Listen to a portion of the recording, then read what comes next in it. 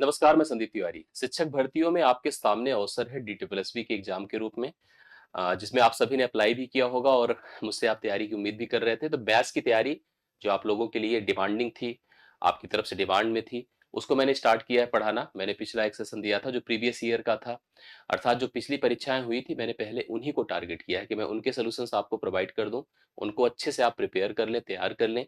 फिर हम कुछ और एक्सपेक्टेड सवालों का सेट आपको प्रोवाइड करते हैं, जिससे कि एक अच्छी खासी प्रैक्टिस इन 20 सवालों को कवर करने की हो जाए। मैं फिर बार-बार आपसे यही कहता हूँ कि आपके कम्युनिकेशन, कन्वर्सेशन आपका लगा रहना, जो जुड़ाव होता है वही हमें और प्रेरित करता है। तो हमारी जैसे मतलब हमारा जो हमारी रिस्पॉन्सिबिलिटी ना और बढ़ जाती है जब आप हमें कमेंट्स करते हैं। तो आप अपने इस सेशन को जो आप वीडियो में देख रहे हैं, इसको लाइक भी किया करें, शेयर भी किया करें और साथ-साथ अपने सुझाव, फीडबैक अंत में ज़रूर दिया करें। और एक बात, डिस्क्रिप्शन में टेलीग्राम ग्रुप होगा, ज्वाइन किए रहें, जिससे कि हम आपको इसके पीडीएफ और नोट्स भी अच्छे से प्रोवाइड करते रहें। देर ना करते हुए यह परीक्षा जो दिल्ली अधीनस्थ सेवा चयन बोर्ड कराता है, प्राइमरी शिक्षक भर्ती की परीक्षा 2018 की थी। इसके सॉल्यूशंस हम कराने चल रहे हैं आपको पूरा। जो 11/11/2018 को पेपर हुआ था, सुबह 8:30 बजे से 10:30 बजे का पेपर था। पहले सवाल पर आप आइए। देखिए, इनमें सवालों का स्तर ठीक ठाक होता है, सवाल कमजोर नहीं होते हैं। सवाल की अगर हम बात करें, दो पात्र है, एक का नाम ए है, दूसरे का नाम बी है। अक्सर अच्छी परीक्षाओं में ऐसे सवाल पूछे जाते हैं जहां पे मैथ्स का ठीक ठाक रोल होता है। 3 और 8, 6 और 5 के अनुपात में स्प्रिट है और पानी है। हमें इसको बनाना है 5 और 6 के रेशियो में। आप देखिए, तो इसको 5-6 के रेशियो में लाना है।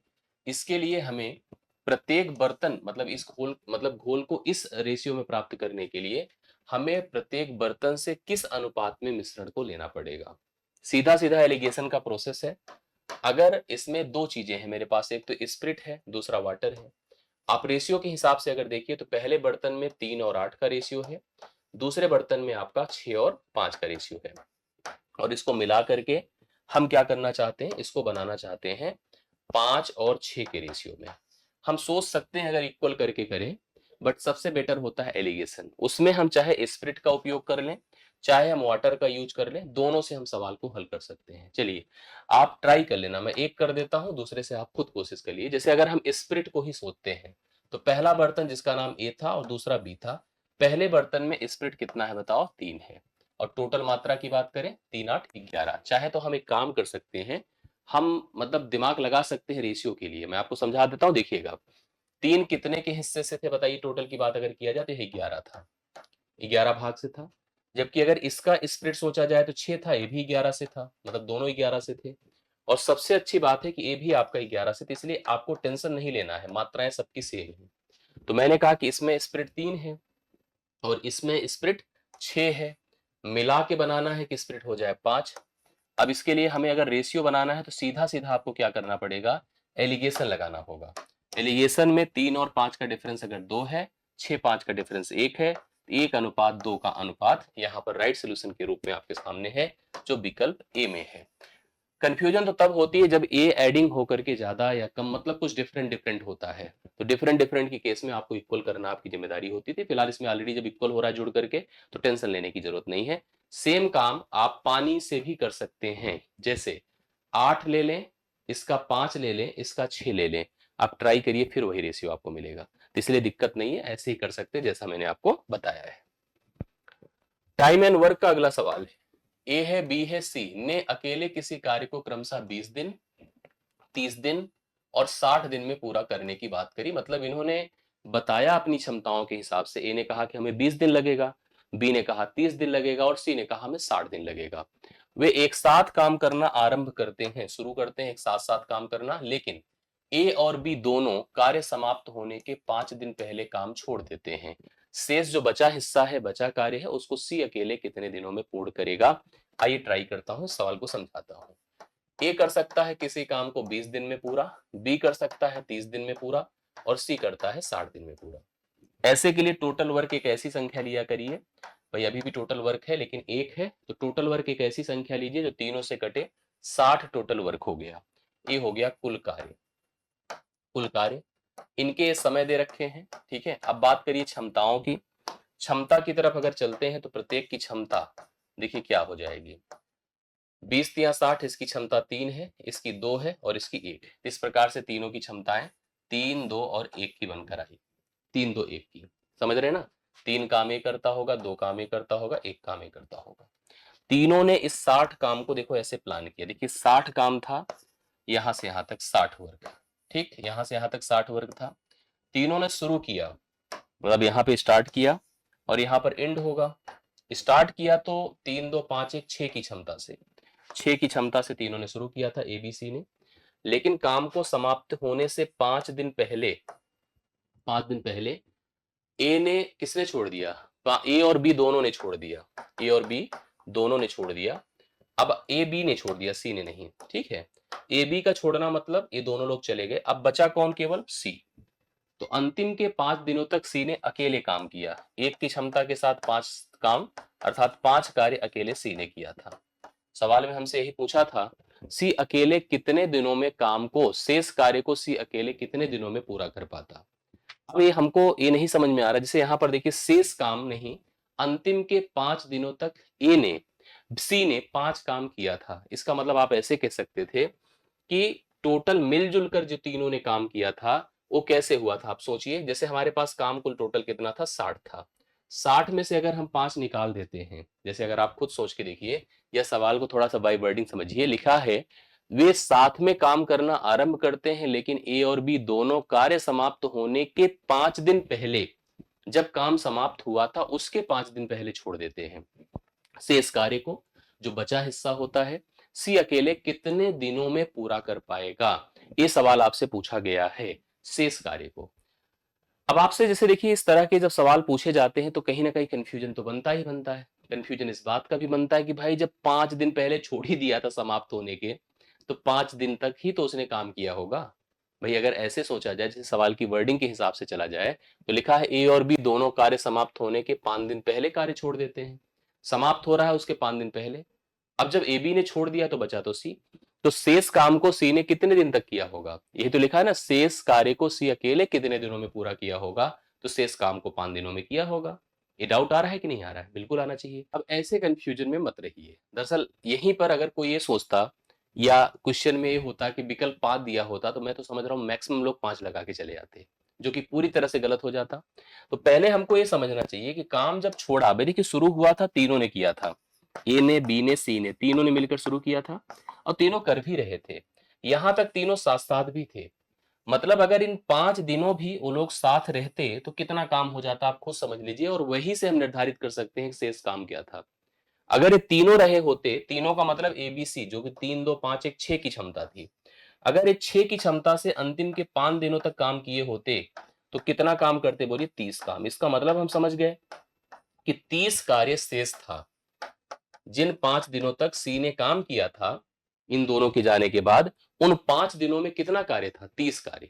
इस 30 कार्य को अब अगर मुझे सी से करवाना है, सी से करवाना है जो एक दिन में एक काम कर पाता है, तो उसको 30/1 अर्थात 30 दिन लगता शेष कार्य को पूर्ण करने में।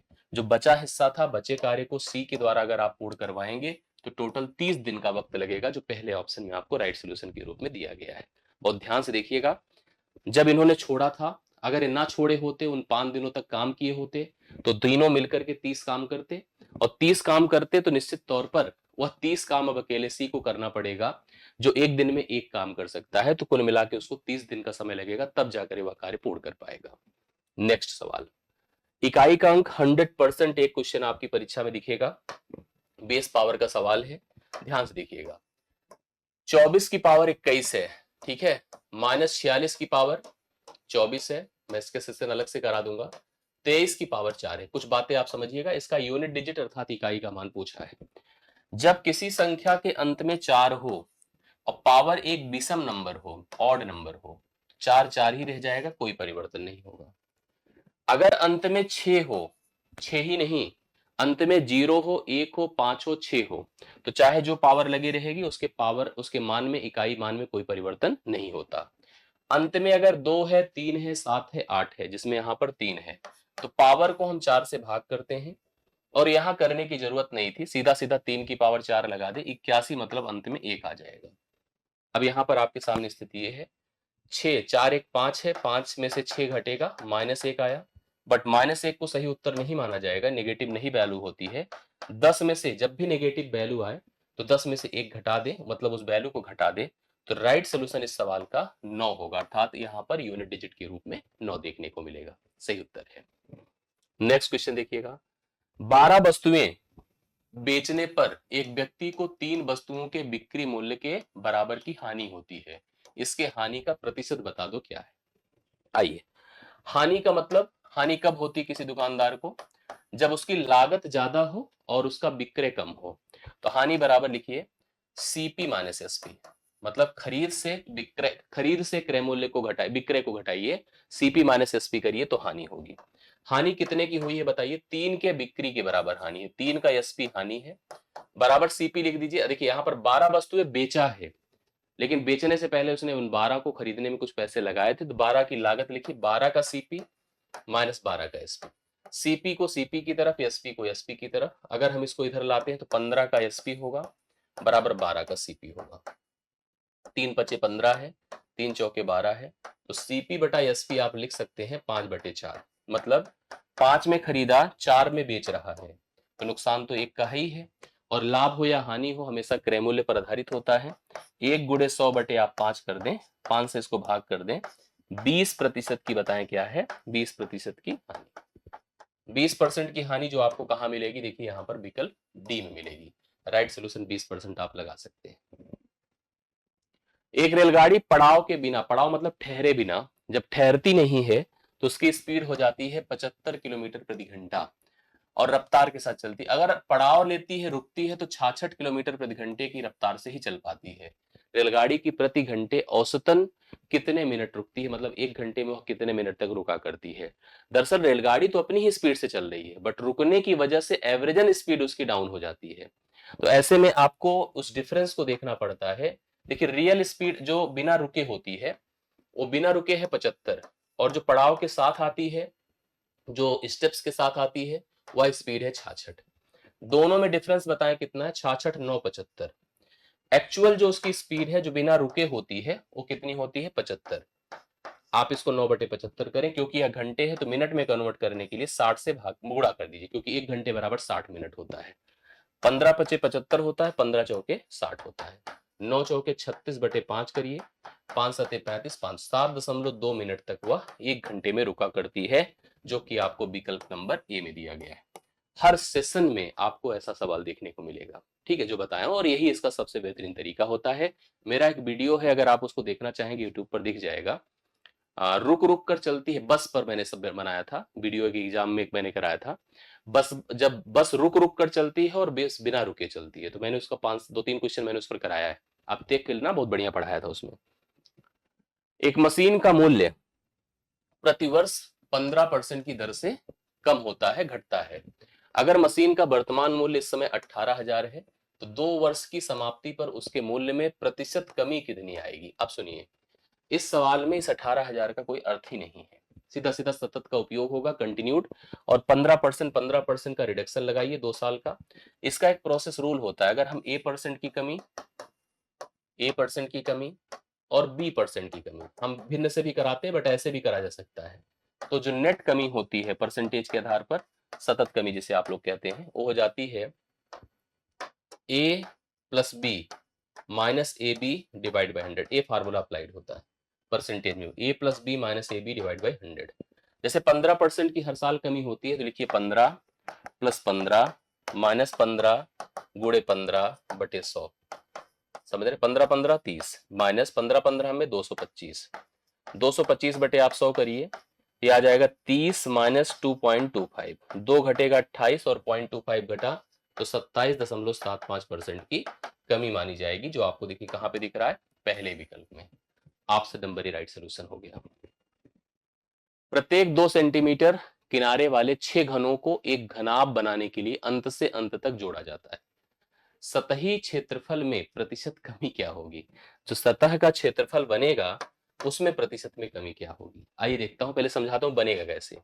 देखिए ए आपका एक घन था जिसकी प्रत्येक भुजाएं क्या थी, 6 थी, अभी एक था, और सतह का क्षेत्रफल अगर सोचिए तो सतह का क्षेत्रफल मतलब अगर जमीन तल के क्षेत्रफल या किसी की भी बात करिए, तो अगर लंबाई चौड़ाई क्योंकि हम सबको पता है बराबर, तो सतह का क्षेत्रफल आप सबको पता है 4 होगा, 2 का वर्ग कितना होता है 4, और एक नहीं कुल टोटल 6 है, तो 6 चौके 24। अगर हम टोटल की बात करें तो टोटल एरिया कितना होना चाहिए था, 24 सेंटीमीटर स्क्वायर ये होना चाहिए था। बट जब मैंने जोड़ना शुरू किया, देखिए फिर से एक जोड़ा हमने लाके, 2 हो गए ना, यस। फिर जोड़ा हमने, ऐसे थोड़ा बनाने में भी अच्छा लगता है, देख लीजिए आप लोग बना बना के। फिर हमने ऐसे जोड़ा, ठीक है, ऐसे हम जोड़ते चले गए। तो आपको जैसे देखिए यहाँ पर ये सिस्टम समझ में आ जाता है कि इसका प्रोसेस क्या है और ये कैसे क्या हो रहा है। मतलब ये 3 हो गए, फिर ऐसे देखिए एक और जोड़ा हम लोगों ने। तो मतलब कुल मिला के हम ये कह रहे हैं कि हम ऐसे ही जोड़ते चले जा सकते हैं और ऐसे ही बनता है चला जाएगा, ठीक है। ऐसे ऐसे फिर से ऐसे हम जोड़ते चले जाएं। तो जब ऐसे जोड़ते जाएंगे, 2 2 4 2 6, फिर तो 8 8, मतलब टोटल 6 है ना। तो ये टोटल जो बनेगा फिगर एक घनाभ बन जाएगा। क्या बनेगा, घनाभ। और घनाभ की जो लंबाई होगी उसी में केवल परिवर्तन होगा। लंबाई आपकी हो जाएगी कितनी, 2 2 4, मतलब टोटल 6 है ना, तो टोटल हो जाएगा ये 12। कितना हो जाएगा, 12 लंबाई। चौड़ाई भी आपकी कितनी रहेगी, चौड़ाई आपकी रहेगी वही, मतलब कहने का अर्थ है कि चौड़ाई आपकी 2 ही रहेगी और ऊंचाई भी 2 ही रहेगी। अब हमसे जैसे इसने कहा है कि प्रत्येक 2 सेंटीमीटर किनारे वाले 6 घनों को एक घनाभ बनाने के लिए अंत से अंत तक जोड़ा गया। सतही क्षेत्रफल, जो उसके सतह का क्षेत्रफल है, उसमें कितना, मतलब अगर देखा जाए तो प्रतिशत की कमी आएगी। दशमलव के एक स्थान तक की बात आप लोग करिए। अगर हम सतह के क्षेत्रफल की बात करें तो भाई लंबाई हमारी टोटल 12 हो गई, लेकिन चौड़ाई तो अगर देखा जाए तो 2 ही है। तो 12 दूना देखा जाए तो ऐसे 24 है। लेकिन अगर हम टोटल सरफेस एरिया की बात करें तो टोटल सरफेस एरिया इसका कितना होता है आप बताइए, 6a², 6 इंटू 4 का स्क्वायर, एक का होता है, नहीं 6 इंटू 2 का स्क्वायर। भाई अगर हम भुजा की बात करें तो भुजा 2 ही है, तो 2 दूना 4 छंगे 24 है, और 24 गुणे हम कितने कर दें, क्योंकि एक का हम टोटल सरफेस एरिया 24 गुणे हम 6 कर देते हैं। ये इसका टोटल सरफेस एरिया है। जबकि अगर घनाभ की बात करें तो घनाभ का टोटल सरफेस एरिया होता है twice L B plus B H plus H L होता है।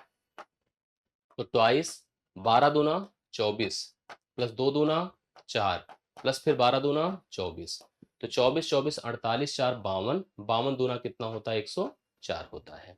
अपने पास 144 है, ये देखिए कितना है, 144 है और 104 है। कितना कमी हो गई आप खुद देख लीजिएगा, 40 की कमी हो गई। और 40 की कमी किस में हो रही है, 144 में। तो 40 गुणे 100 बटे आप 144 कर दीजिए, ठीक है। 4 से देखिए, अब इसको काटिए, जैसे हम कर सकते हैं 4 से काटते हैं, 4 से काटिए तो 4 तिया 12 और 4 छंगे 24, फिर 4 से कटिए तो 4 25 हो गया, 4 नवा 36 होता है और 4 दहम में 40 होता है, 250 आया। 250 को 9 से भाग कर दीजिए, 9 दूना 18, 7 जीरो, 9 सते 63, 27 के साथ केवल एक ही विकल्प है और वह आपको ऑप्शन नंबर ए में दिख रहा है। टोटल सरफेस एरिया इसका निकालिए भाई, एक के सतह से नहीं काम चलेगा, टोटल सरफेस एरिया निकालना पड़ेगा। टोटल सरफेस एरिया 6a² होता है। अगर घन की बात करिए तो टोटल सरफेस एरिया क्या होता है, 6a वर्ग। भुजा को वर्ग करके 6 से गुणा, लेकिन टोटल 6 है तो 6 से और गुणा करना होगा, 36a वर्ग हो जाएगा। जबकि इसकी बात किया जाए तो twice L B plus B H plus H L हो जाएगा, जब पूरा का पूरा घनाभ बन जाएगा। तो इस हिसाब से आपके सामने इतना परिवर्तन हो रहा है, जो आई होप आप सबको समझ में आया होगा। चलिए देखिए इसको समझिएगा।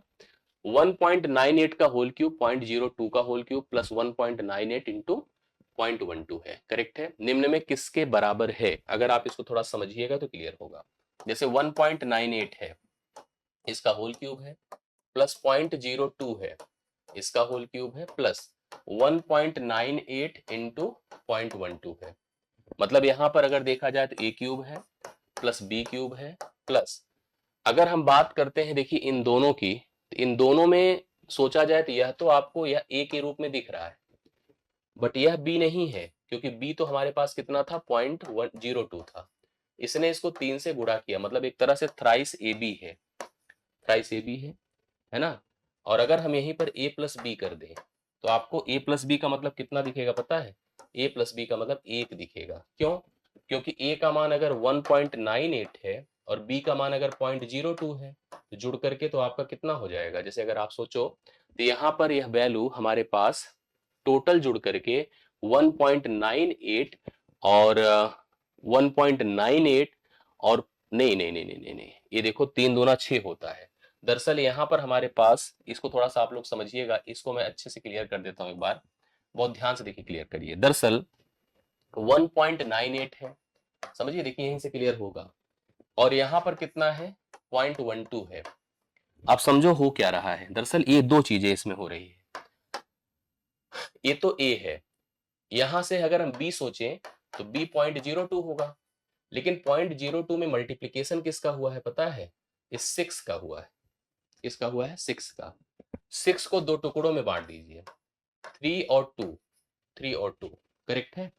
अब आप सुनो तो क्या हो गया, ये सबसे पहले थ्राइस, इसको ले लीजिए, A B, thrice A B हो गया।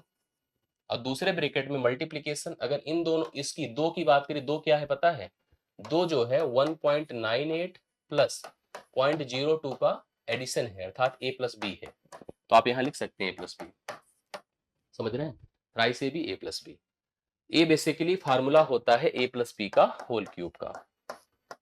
तो अपने पास ए का मान है 1.98 और इसका मान है 0.02। इसका अगर होल क्यूब करेंगे, यह दो का क्यूब कितना होता है, 8। तो राइट सोल्यूशन इसका कितना होगा, सी ऑप्शन 8 हो जाएगा। करेक्ट आंसर आप नोट कर सकते हैं 8। सभी लोग लिखिए, इस सवाल का सही आंसर आपके सामने है।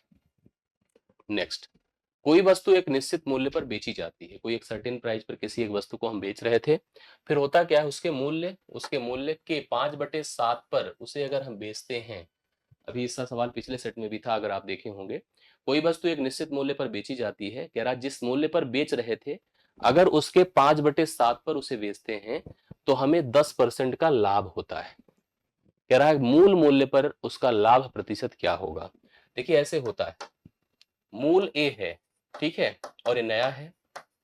इसका अर्थ है कि मूल अगर 7 है तो नया 5 है। सवाल उसने हमसे यही कहा कि अगर हम उसको मूल मूल्य के, उसके मूल्य के 5/7, मतलब 7 में बेचते थे 5 में बेचने लग जाए, तो हमें 10% का लाभ होगा। इसका मतलब है यह जो नया है, ये 10% का लाभ 110% को प्रेजेंट करेगा। भाई 100% एक्चुअल वैल्यू होती है, 10% जोड़ दीजिए तो 110 हो गया। इसका मान क्या होगा, 5 से डिवाइड करिए, 22 पंचे 110 होता है, 22 सत्ते 154। 154 100 से कितना ज्यादा है, 54 ज्यादा है। इसका मतलब समझ में आया होगा, 54% का लाभ होगा। अगर उसके एक्चुअल प्रॉफिट पर, एक्चुअल प्राइस पर हम सेल करते हैं, तो अपने को 54% का टोटल प्रॉफिट हो रहा है, जो आपको पहले ही विकल्प में देखने को मिला है। करेक्ट है, यस। नेक्स्ट क्वेश्चन देखिएगा, दो संख्याओं का मासा 14 है। दो संख्याएं हैं जिनका मासा 14 दिया है। मासा वह संख्या होती है जो प्रत्येक दी गई संख्याओं को पूर्णतः काट देती है और सबसे बड़ी होती है। इनका जो जोड़ है एक 294 है। ऐसी संख्याओं के कितने युग्म अर्थात जोड़े संभव होंगे। अगर मासा 14 है तो संख्या हो जाएगी 14a और 14b ना, दोनों में रहेगी अप्लाइड। इनका जोड़ 294 है। अब 14 करिए कॉमन, तो बचा a प्लस बी बराबर 294। 294, अब देखिए क्या होता है, 14 से काटिए, 14 दूना 28, 14 एक 14, a प्लस बी बराबर 21 आया। हमसे पूछ रहा ऐसी संख्याओं के कितने जोड़े। अब 21 के लिए हमें उन सारे पेयर को सोचने हैं जिनका जोड़ 21 हो जाए। 1 और 20 जुड़कर 21 होता है, 2 और 19 जुड़कर 21 होता है, 3 और 18 जुड़कर 21 होता है, 4 और 17 जुड़कर 21 होता है, 5 और 16 जुड़कर 21 होता है, 6 और 15 जुड़कर 21 होता है, 7 और 14 जुड़कर 21 होता है, 8 और 13 जुड़कर 21 होता है, 9 और 12 जुड़कर 21 होता है, ठीक है, 10 और 11 जुड़कर 21 होता है। बस आगे मत जाइए, क्योंकि अब फिर आके 11 10 ही आएगा। अब इनमें से उनको सेलेक्ट करिए जिनका उभयनिष्ठ गुणनखंड 1 हो, जो अपने सरलतम रूप में हो। जैसे पहला ले सकता हूं क्योंकि कॉमन फैक्टर 1 है, दूसरा ले सकता हूं कॉमन फैक्टर 1 है, बट तीसरा नहीं ले सकता क्योंकि कॉमन फैक्टर 3 है। चौथा ले सकता हूं, पांचवा ले सकता हूं, छठा नहीं ले सकता क्योंकि 3 से कट जाएगा, सातवां नहीं ले सकता क्योंकि 7 से कट जाएगा, ए ले सकता हूं, ए भी नहीं ले सकता हूं क्योंकि 3 से कटेगा ए। 1 2 3 4 5 6 टोटल अगर पेयर की बात किया जाए तो 6 जोड़े संभव है। पहला विकल्प राइट सोल्यूशन, पहला विकल्प करेक्ट आंसर। यस, आइए आगे बढ़ता हूं। इस तरह का सवाल भी बहुत आता है, मैंने आपको पिछले भी सेट में समझाया था। यहाँ पर देखिए आवर्ती का सवाल है, 0.03 के ऊपर बार है, 0.09 के ऊपर बार है। मतलब अगर आप लिखना चाहें तो ऐसे लिखिए, 0.03 3 के ऊपर बार, मतलब इसका अर्थ है 0.0 फिर 3 3 3 3 3 3 टिल द इनफाइनाइट। 0.09 के ऊपर बार है, तो 0.09 09 09 टिल द इनफाइनाइट। इसी प्रकार से पॉइंट अगर 623 की बात करें, 23 के ऊपर बार लगा दीजिए, 23 है ना, हाँ यस। इसको लिखिए क्या, इसको लिखिए 0.623 23 23 so on till the infinite. इसको जोड़ना है प्रत्येक को और जोड़ करके आंसर बताना है।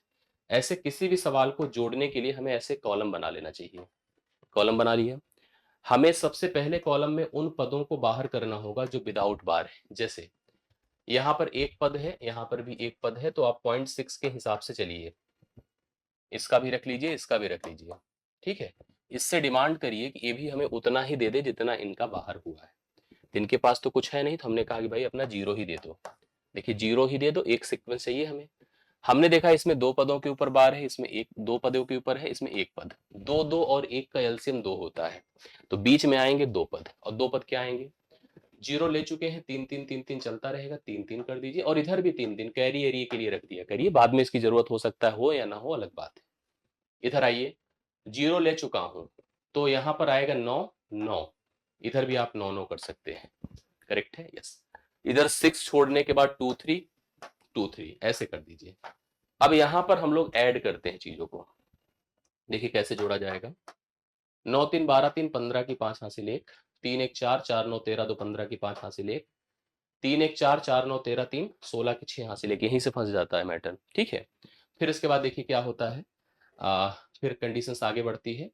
यहाँ पर एक बार चेक कर लीजिए, 9 3 12 3 15 की 5 हासिल 1, और इसके बाद क्या हो गया, 3 1 4 4 9 13 2 15 की 5 हासिल, 3 1 4 4 9 13 3 16 की 6 हासिल 1, 3 1 4 4 9 13 2 15 की 5 हासिल 1, और 6 1 7 हो गया।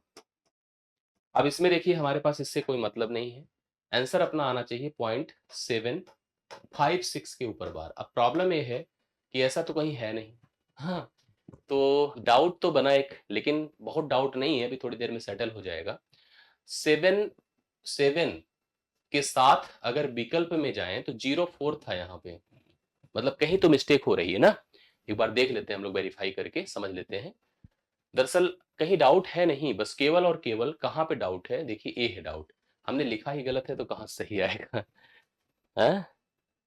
नहीं सही तो लिखा है, क्योंकि इसमें 2 पदों के ऊपर बार था, हमने 0 उतार लिया।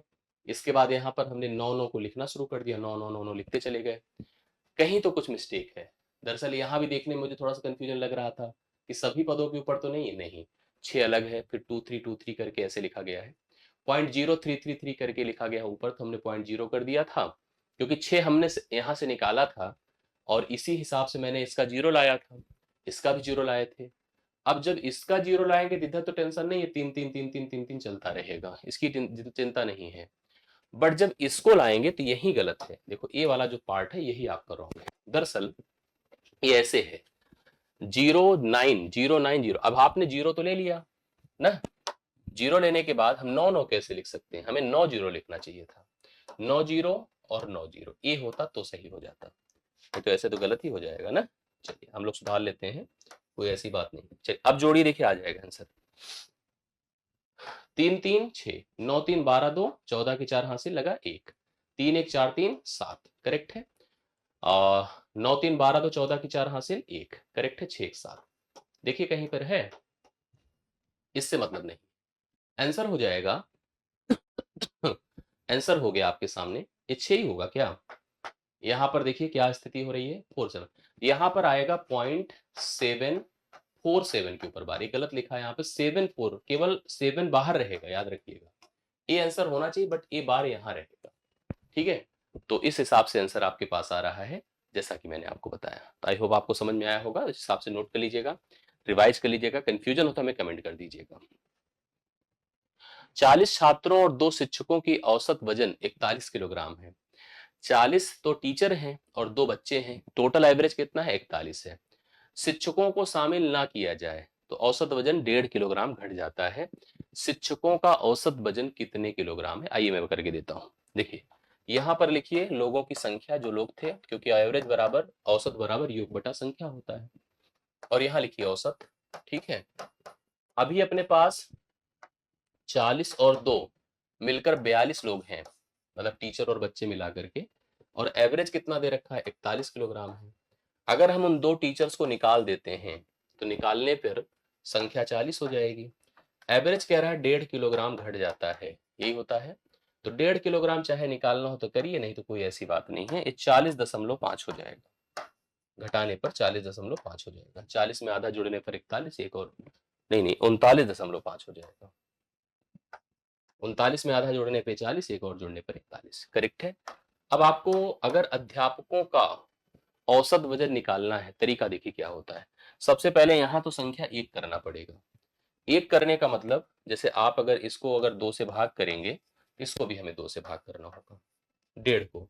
चाहे तो आप ऐसे कर सकते हैं, इसको दशमलव हटाएं 0, 5 या 15, 5 चौके 20, 3/4 कर सकते हैं। इसको इससे गुणा कर दें, 4 दहम में 40 होता है, 10 तिया 30 होता है। अब क्योंकि यह माइनस है तो जाकर यह जुड़ेगा, 30, 30 जोड़ते ही यह 71 हो जाएगा। 71 किलोग्राम उन अध्यापकों का औसत वजन है जो अध्यापक समूह से निकाले गए हैं। तो राइट सोल्यूशन 71 आप बी ऑप्शन में नोट कर सकते हैं, करेक्ट आंसर। यस। अगर दिन में 8 घंटे काम करने वाले 12 आदमी 24 दिन में 1,03,680 रुपए कमाते हैं, तो दिन में 6 घंटे काम करने वाले 16 आदमी 20 दिन में, एक रूल हमने पिछले सेट में भी दिया था इस पर, M1 D1 H1 divide by W1 R1 M2 D2 S2 divide by W2 R2। ए है मेन पावर, टाइम में दिन और घंटे, कार्य का भाग और मजदूरी, इतनी चीजें अलाइन होती है। अगर इस पैटर्न का उपयोग करिएगा तो गलत नहीं होगे। दिन में 8 घंटे काम करते हैं, ठीक है, और 12 आदमी होते हैं, दिन में 8 घंटे काम करते हैं, 24 दिनों में काम करके 1,03,680 रुपए कमाते हैं, 1,03,680 रुपए कमाते हैं, ठीक है। अब आगे देखिए क्या होता है। अगर हमसे कहता है कि 16 आदमी होते हैं, दिन में 6 घंटे काम करते हैं, 20 दिनों में कितना पैसा कमा लेंगे, यही हमको डिसाइड करना है। आइए काटने पीटने की शुरुआत करिए सब लोग कोशिश करिए मेरे साथ। देखिए कहां कहां क्या क्या खत्म होने की सिचुएशन में जा रहा है ना। सबसे पहले तो 6 दूना 12, करेक्ट, यस। 8 दूना 16, यस सही है, 2 2 से खत्म, मतलब 16 छके 96, 12 अट्ठे 96, 4 छंगे 24, 4 पंजे 20, 6 से काटिए, 6 के 6 4 0, 6 6 के 36, 7 43, 7 नहीं, 6 के 6 4 3, 6 सते 42, 6 सते 42, 6 दूना 12, 6 अठे 48, 17,280 को 5 से गुणा करना, ये एक्स का मान आ जाएगा। 17,280 गुणे 5, 5 शून्य शून्य, 5 अठे 40 के शून्य हासिल 4, 5 दूना 10, 4 14 की 4 हासिल 1, 5 सते 35 1, 36 की 6 हासिल 3, 5 1 के 5 3 8, 86,400, 86,400 राइट सोल्यूशन इस सवाल का बनता है ना। यस, इसको नोट कर लीजिए, कंफर्म करिए और बताते चलिए। हमसे कोई दिक्कत हो, किसी सवाल में कंफ्यूजन हो तो बताते चलिए, ठीक है। आइए अगले सवाल पर आपको लेके चलता हूं। आयत का विकर्ण, आयत है, आयत सब लोग जानते हैं, ये है निश्चित तौर पर। आयत है तो लंबाई है और चौड़ाई है ना, आयत है तो लंबाई और चौड़ाई है। विकर्ण जो होता है under root L square plus B square, इस पिछले सेट में भी ऐसा सवाल था, L square plus B square, जो आपके सामने है 15 रूट 5, और उसका जो परिमाप है, देखिए विकर्ण जो होता है डायगोनल, वो होता है under root L square plus B square, ये होता है। और परिमाप जो होता है वो ट्वाइस एल प्लस बी होता है। आयत का क्षेत्रफल पूछ रहा है, क्षेत्रफल मतलब यल इंटू बी पूछ रहा है, ये हमसे पूछ रहा है। इसको आप मेंसुरेशनल और कहते हैं कि अलजेब्रिक दोनों कह सकते हैं। सबसे पहले यहां से अगर हम बात करें, जैसे विकर्ण आपको दिया है 15 रूट 5 बराबर under root L square plus B square, दोनों पक्षों का होल स्क्वायर करेंगे तो L square plus B square आ जाएगा। 15 15 में 225, 225 गुणे 5, 5 बचे 25 होता है, 5 दूना 10, 10 दो 12, 5 दूना 10, 10 एक 11, 1125 आया ना, 1125। ये हो गया आपका L square plus B square, लंबाई और चौड़ाई के वर्गों का योगफल। फिर दूसरी तरफ हमारे पास जैसे इस वाले की बात किया जाए तो परिमाप है, देखिए कितना 90 बराबर ट्वाइस एल प्लस बी, 2 से काटिए तो l प्लस बी कितना हो गया 45। समझ रहे हैं? अब अपने पास l इंटू बी फाइन करना है, तो यहीं से शुरू करिए। लिखिए l प्लस बी का जो होल स्क्वायर होता है l square plus B square plus twice L B होता है, यही होता है। हाँ, तो l प्लस बी हमको पता है 45, 45 का वर्ग कर दीजिए बराबर l square plus B square की जगह पर 1125 है प्लस ट्वाइस एल बी है, यही है। इसका वर्ग करिए, 4 पंचे 20, 20 25 आएगा। इसमें से 11 25 घटा दीजिए, 0 0, 10 से 1 9, 900 आ गया। 900 बराबर कितना हो गया twice L B, L B बराबर 2 से काटिए 450, 450 आएगा। इसका जो क्षेत्रफल होगा वो आपका 450 है। लंबाई और चौड़ाई का जो जोड़ है वो आपका 45 है और इसका जो गुणनफल होगा वो आपका 450 होगा, क्योंकि इनके विकर्णों का जो योगफल आ रहा है, विकर्णों का मान आ रहा है, विकर्ण की लंबाई आ रही है वो आपकी 1125 आ रही है। ठीक हो गया? यस। नेक्स्ट आइए देखिए, नेक्स्ट क्वेश्चन हम लोग देखते हैं। नाव धारा का सवाल है। एक नाव 8 घंटे में, ध्यान से देखिएगा, एक नाव 8 घंटे में, मतलब टोटल टाइम कितना 8 घंटे, 30 किलोमीटर जाती है धारा के प्रतिकूल और 50 किलोमीटर जाती है धारा के अनुकूल। मतलब टोटल समय लगता है 8 घंटा। वह 30 किलोमीटर धारा के प्रतिकूल जा सकती है और 50 किलोमीटर धारा के अनुकूल जा सकती है। इसी समय अगर धारा की गति हमारी 2.5 है तो स्थिर पानी में नाव की गति क्या होगी? देखिए मैं एक बात बता दूं आपको, टोटल 8 घंटे का समय, 50 किलोमीटर और 30 किलोमीटर, मतलब 2 यात्राएं। हमको इसको ऐसे करना चाहिए और विकल्प के हिसाब से करेंगे तो ज्यादा बेटर होगा। जैसे क्या, अगर शांत जल में नाव की चाल x है, धारा के अनुकूल चलेगी तो इसकी चाल x प्लस 2.5 हो जाएगी, और अगर प्रतिकूल चलेगी तो x माइनस 2.5 हो जाएगी। ये दो प्रकार से सोच सकते हैं ना, ये चालें हो गई। अगर हमने कहा कि, देखिए ध्यान से, हम जर्नी की बात करें, 50 गई है टोटल, तब गई है जब धारा के अनुकूल चाल थी। धारा के अनुकूल चाल थी तो x प्लस कितना कर सकते हैं 2.5 कर सकते हैं, प्लस 30 गई है धारा के प्रतिकूल, x माइनस 2.5 कर सकते हैं, बराबर टोटल कितना आना चाहिए 8। ऐसा सवाल हम पिछले सेट में भी करवाए थे। अब इसमें विकल्पों के आधार पे चलने से ही ज्यादा बेटर रहेगा, बाकी करने के लिए तो आप रूल फॉलो करिए। विकल्प में जैसे अगर पहला विकल्प हम 10 लेते हैं, मान लीजिए आपने 10 लिया, 10 में अगर हम 2 2.5 जोड़ते हैं, मतलब 2.5 जोड़ते हैं तो 12.5 होगा। तो 50 बटे अगर सोचा जाए तो 50 बटे कितना हो जाएगा 12.5। दूसरी तरफ हम 10 में 2.5 घटाएंगे तो 7.5 आएगा। 30 बटे हम 7.5 कर दें, चेक करिए क्या 8 आता है कि नहीं आता है। देखिए दशमलव यहाँ 0 इसको कर देगा, दशमलव यहाँ इसको 0 कर देगा। ये 5 कितना बार जाएगा 4 बार, और ये भी आपका 4 बार जाएगा। 4 4 8 तो आ रहा है, एकदम परफेक्ट है। इसलिए आपको इधर उधर नहीं जाना चाहिए, पहला ऑप्शन मान लीजिएगा। बाकी करने के लिए तरीके भाई तो आपके पास स्टेटमेंट बना ही दिया हूं, आप सोल्यूशन कर सकते हैं। ठीक, नेक्स्ट क्वेश्चन, लघुत्तम संख्या के अंकों का योग क्या होगा, पिछले में भी था, जिसको 49,832 में अगर जोड़ते हैं तो वह एक पूर्ण वर्ग संख्या बन जाए। ये भी सवाल देखिए पिछले सेट की तरह ही है और इसको भी आपको हल करना चाहिए। इस तरह के सवालों पर बिल्कुल फोकस बनाना चाहिए। आप ध्यान से देखिएगा तो खुद ही कंफर्म हो जाएगा, इसमें कोई ऐसी प्रॉब्लम की बात नहीं आएगी। देखिए ध्यान से, ऐसा जब भी कभी सवाल आए ना तो आप वर्गमूल प्रोसेस किया करिए, या तो आपके इतने पास क्षमता हो कि पूर्ण वर्ग सोच पाए।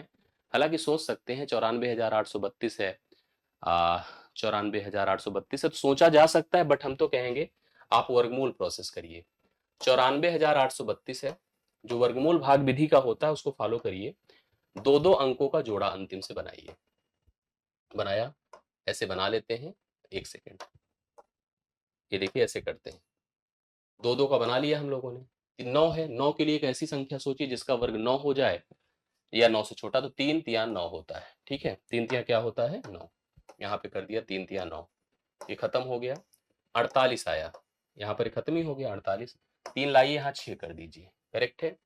अब हम सब देख रहे हैं कि जैसे यहाँ पर इसको 6 कर दिया तो आपको अगला, जैसे हमें हमारे प्रोसेस में आता है कि यहाँ जो लिखेंगे यहाँ भी लिख करके मल्टीप्लाई करेंगे उसके बराबर होगा, लेकिन कुछ भी लिख देंगे तो 48 से बड़ा हो जाएगा। तो ऐसे में एक 0 बढ़ा लीजिए, 0 बढ़ाएंगे तो अगला पेयर आप ला सकते हैं।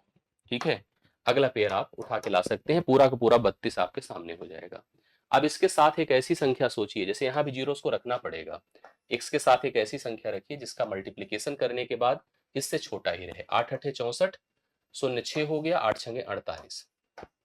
ठीक है, देखिए कितना बढ़ रहा है, मतलब अगर देखा जाए तो हम कहां तक पहुंच गए, 8 तक। तो इसमें से अगर डिफरेंस करिएगा 2 और 3, मतलब एक तरह से अगर इसमें कहा जाए यह संख्या 32 कम थी, नहीं तो पूर्ण वर्ग बन जाती, तभी तो बढ़ रहा है। तो इसलिए आपको 32 जोड़ने से यह संख्या आपकी पूर्ण वर्ग बन जाएगी। तो 32 के अंकों का जोड़ कितना होगा, 3 2 5 होगा। तो राइट सोल्यूशन आप लोग कितना लिख सकते हैं, 5। 5 इस सवाल का करेक्ट आंसर होगा। सही तरीका है इसको फॉलो करने का, लगाने का। 35,040 की धनराशि है, पैसा है कुछ आपके पास। इस पैसे को हमें ए, बी और सी में इस प्रकार से बांटना है कि ए के हिस्से का 6 गुना, बी के हिस्से का 7 गुना और सी के हिस्से का 8 गुना बराबर हो जाता है। ए का हिस्सा बताओ कितना है, ये सवाल आपसे पूछा गया है। पैसा तो ठीक है, लेकिन सबसे जरूरी है तीनों की परस्पर तुलना। चलिए, लिखा है साफ साफ, ए का 6 गुना बराबर बी का 7 गुना बराबर सी का 8 गुना। अगर हम तीनों का रेशियो बनाना चाहें तो हमें एक काम करना पड़ेगा, एलसीएम लेना पड़ेगा। 8 और 6 का तो समझ में आ रहा है 24 होगा, 24 सत्ते कर दीजिए, हो जाएगा भाई। 8 6 से कटने वाली संख्या 24 है। 7 चौके 28, 7 दूना 14, 14 2 16, 168 हुआ। 6 से काटिए इसको, 6 दूना 12 और 6 अठे 48, 28 हो गया। 7 से काटिए, 7 दूना 14, 7 चौके 28, 24 हो गया। 8 से काटिए, 8 दूना 16, 8 इक्की 8।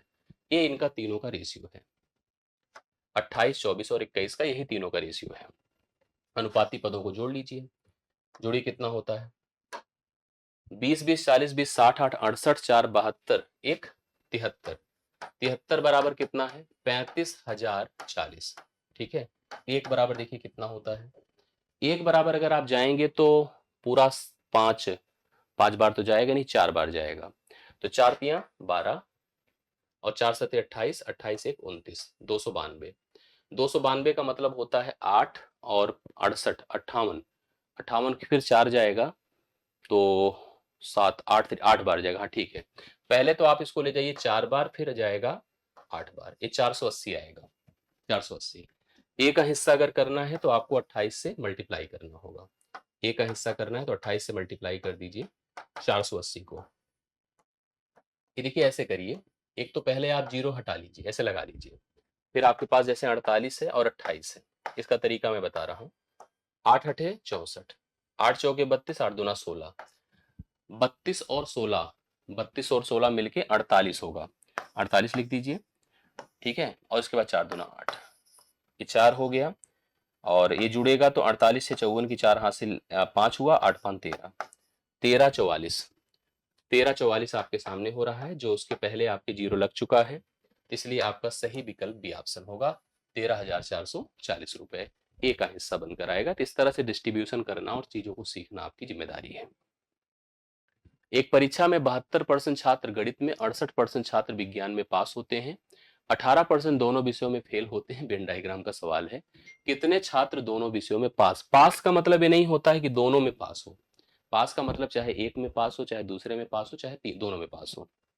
ऐसे के लिए दो तरह से डायग्राम बनाया जा सकता है, फेल से या पास से। ऐसे सोच लीजिए, जैसे मैथ है और ये साइंस है, दोनों विषयों में जो फेल हैं वो 18 हैं, गणित में जो पास है वो है 72। अगर 72 पास है तो गणित में 28% फेल है।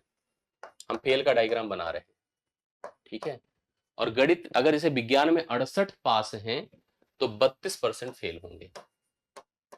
अब हमसे अगर आप पूछिए कि कितने ऐसे हैं जो केवल गणित में फेल हैं, तो 28 से 18 घटा दे, 10% ऐसे जो केवल गणित में फेल हैं। कितने ऐसे हैं जो केवल विज्ञान में फेल हैं, तो 14% ऐसे जो केवल विज्ञान में फेल हैं। 14 18 32 होता है, 32 10 42, 42% तो फेल हो गए। अगर 42% फेल हैं तो निश्चित तौर पर 58% क्या हो जाएंगे, पास हो जाएंगे। 58% पास हो जाएंगे। ये आपका विकल्प डी इसका राइट सोल्यूशन होगा। ठीक है, विकल्प डी इसका राइट सोल्यूशन होगा। आप सभी लोग इसको नोट कर सकते हैं, देख सकते हैं। ये आता है, देखिए इस तरह का सवाल आपके पास जो स्टैटिस्टिक्स सांख्यिकी का होता है। निम्नलिखित तालिका के कक्षा अंतराल में छात्रों द्वारा प्राप्त अंकों को दर्शाता है। तालिका का अध्ययन कीजिए और प्रश्नों के उत्तर दीजिए। ये वर्ग अंतराल है, 0 से 10 में 24 बच्चे हैं, 10 से 20 में 28 हैं, ऐसे 20 से 30 में 36 है। इस तरह से अलग अलग बच्चों की संख्या, यहाँ पर इस ग्रुप में बच्चों की संख्या को यक्स रखा गया है। ठीक है, आगे बढ़ते हैं। अब हमसे कह रहा है यदि x का मान 32 लिया जाए, इसका कहना है अगर x का मान आप 32 ले लेते हैं और पाई चार्ट बनाया जाए, पाई चार्ट जो सर्कुलर प्रेजेंटेशन होता है, तो माध्यिका वर्ग, जो माध्यिका की कक्षा को प्रेजेंट करने वाला यहाँ पर वर्ग होगा, वह अगर उसका केंद्रीय कोण कितना हो जाएगा। माध्यिका के लिए सबसे पहले आपको इसका क्युमुलेटिव फ्रीक्वेंसी, ये तो आपकी बारंबारता है, इसकी संचयी बारंबारता निकालनी होगी जिससे कि सबका जोड़ कंफर्म हो जाए। संचयी बारंबारता ऐसे निकलेगा, देखिएगा, अगर ये 24 है तो 24 ही रहेगा, बट इसका 24 और 28 जोड़ना होगा, तो कितना हो जाएगा, 8 4 12, 2 2 4 52 हो गया। 52 को इसके साथ जोड़िए, 6 2 8 5 3 8, 88 हो गया। इसको इसके साथ 8 4 12, 8 4 12 1 13 हो गया, 132। इसको इसके साथ 6 2 8, 13 4 17, 178 हो गया। इसको 32 में जोड़िए, 8 2 10, और ये आपका 202 हो गया ना, नहीं 200 हो जाएगा, कितना हो जाएगा, 200, 200 हो गया। इसी प्रकार 220 हो गया, 230 हो गया। टोटल बच्चों की संख्या 230 हो गई जो आपके सामने है। अगर यह 230 है तो माध्यिका कक्षा सोचिए, माध्यिका कक्षा यन, यम, n/2, n/2 मतलब 230 बटा 2, 230 बटा 2 का मतलब होता है 100, कितना, 115, 115, 115वीं वैल्यू किस में है, 88 तक की वैल्यू इसमें है, 115वीं वैल्यू इसमें है, इस वर्ग अंतराल में, अर्थात 30 और 40 वाले में। अब हमें इसको प्रेजेंट करना है, इसका केंद्रीय कोण बताना है, तो केंद्रीय कोण बताने के लिए इस 115 को देखिए, 115 जैसे इसने कहा था कि 32 माध्य माध्यिका वर्ग के प्रतिनिधित्व करने वाले त्रिज्यखंड का केंद्रीय कोण कितना आएगा, जो माध्यिका वर्ग का प्रतिनिधित्व कर रहा है। ठीक है, अगर उसकी बात किया जाए तो यह 44 है, वह फ्रीक्वेंसी कौन है, 44 है। 44 230 का कितना केंद्रीय कोण होगा, जैसे केंद्रीय कोण अगर आपको बनाना है तो वह कंप्लीट को 360 प्रेजेंट करता है। कहते हैं 360 डिग्री जो होता है वही संपूर्ण होता है, और संपूर्ण 230 है, और हमको किसको बनाना है, 44 को बनाना है। तो 44 का मान क्या होगा, यही आपको ट्राई करना है, समझ रहे ना। यस, आइए देखिए इसमें क्या कैसे कैलकुलेट हो रहा है। पूरी तरह से कट तो रहा नहीं है, जैसे अगर आप लमसम की तरफ जाएंगे तो ही जाकर के इसका आंसर निर्धारित हो पाएगा, क्योंकि एग्जैक्ट कैलकुलेशन संभव नहीं है इस सवाल की। अगर हम बात करते हैं तो नियरर हम लोग सोच सकते हैं कि नियरर कितना बनेगा। आइए देखिएगा, जैसे एक जीरो तो चाहे तो खत्म कर लीजिए, इसका इससे गुणा करके 23 से भाग कर दें। अभी जैसे हम लोगों ने गुणा किया था, या ऐसे अगर सोचिए तो 23 दूना तो नहीं जाएगा, एक के 1 दशमलव समथिंग होगा, और जब 36 से गुणा होगा तो फिलहाल इतना एग्जैक्ट नहीं बता पाएंगे आप लोग। ऐसे करिए, 36 गुणे 44 पहले कर लीजिए, हाँ, क्योंकि सारे ऑप्शन क्लोजर हैं। 6 चौके 24 कर दीजिए, 4 तियां 12, 6 चौके 24, 24 12 36 होता है, और 4 तियां 12 हो गया, ये 4 है, 36 2 38 की 8 हासिल 3 है, 12 3 15, 1584 है, 1584 है, और इसको भाग करेंगे हम 23 से, क्योंकि यही होगा ना, इसका गुणा 23 से भाग, 23 6 बार जाएगा, 6 त्रिक 18, 6 दूना 12 1 13, 138, ये हो गया 20 4। अब देखिए कितना बार जाता है, 23 6 बार तो यहाँ पॉसिबल है नहीं। 23 से अगर हम लोग लेकर जाते हैं तो यह वैल्यूज काफी बड़ी चली जाएगी, 44 के हिसाब से अगर देखा जाए तो 44 के हिसाब से अगर हम लोग लेकर चलते हैं तो यहाँ पर कितना जा रहा है, केंद्रीय कोण की बात हमसे कर रहा है, और हमारी जो माध्यिका वैल्यू है, या एक काम हम लोग करते कि माध्यिका को निकालते, माध्यिका को अगर हम निकालते तो माध्यिका निकालना हम लोग को आता है।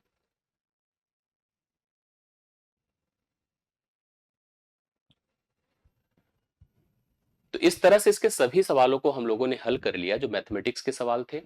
अब हम इस पर कुछ ऐसे सवालों का पार्ट होता है जिसको प्रॉपर मैथमेटिक्स में इन्वॉल्व नहीं कर सकते, जिसको सांख्यिकी में इन्वॉल्व करेंगे, उसको हम आपको अलग से कवर करवाएंगे। तो कुल मिला के अभी अरिथमेटिक वाले हिस्से को आप प्रिपेयर करिए, सांख्यिकी वाले हिस्से को उसके हिसाब से हम अलग से प्रिपरेशन देंगे और उसको भी शामिल करते हैं। तो अभी आपको सेशन कैसा लगा, चीजें समझ में आई कि नहीं, या किसी सवाल में कहीं कंफ्यूजन हो तो हमें बता देंगे। बाकी मुलाकात अब अगली क्लास में होती है, अभी के लिए इतना ही, बहुत बहुत धन्यवाद, थैंक यू सो मच। कहीं कोई कंफ्यूजन या कोई गलती रह गई हो तो हमें कमेंट कर दीजिएगा। Thank you so much.